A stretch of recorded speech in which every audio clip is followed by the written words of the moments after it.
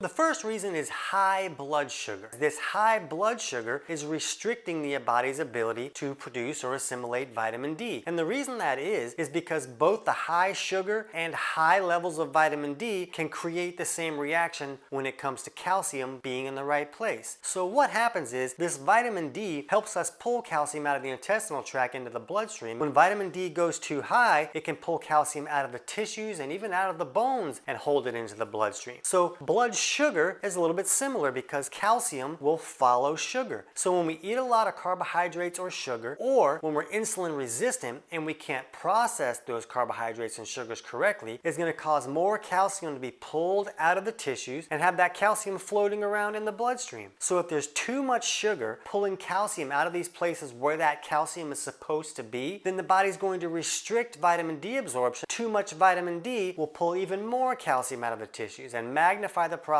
that the high sugar levels are already creating. The second cause that can restrict the body's ability to absorb vitamin D are digestive malfunctions, and specifically poor bile flow. We use bile to emulsify or break down our dietary fats, and we need to break down dietary fats for the body to really be able to use those dietary fats. Now, vitamin D is what we call a fat-soluble vitamin, which means that we need fats available to be able to assimilate that vitamin D. Now, fats coming in is not enough. We really need to break those fats down so that the body can use those, and the body uses bile to do that. The problem is there's a lot of things in our life today that can cause bile to become too thick and sticky to flow correctly, and then it doesn't come down when we're digesting our food and help us really digest those dietary fats. Maybe a person has lost their gallbladder. Maybe a person isn't producing enough bile. This is more rare, but it is a possibility. So there's a lot of things that can go wrong with bile flow that can restrict our ability for the body to bring vitamin D into a usable source. The third issue that could cause vitamin D tests to come back really low is if someone's eating a low-fat diet. So yes, it's important for us to be able to process fats, but for us to process fats, you gotta shove them down your gullet first. So there's still a lot of people that are following information that we learned in 1982 when we were all running in horror from dietary fats. We thought dietary fats were bad, and we know now that that's false. We know now that that's not true and that the body actually needs dietary fats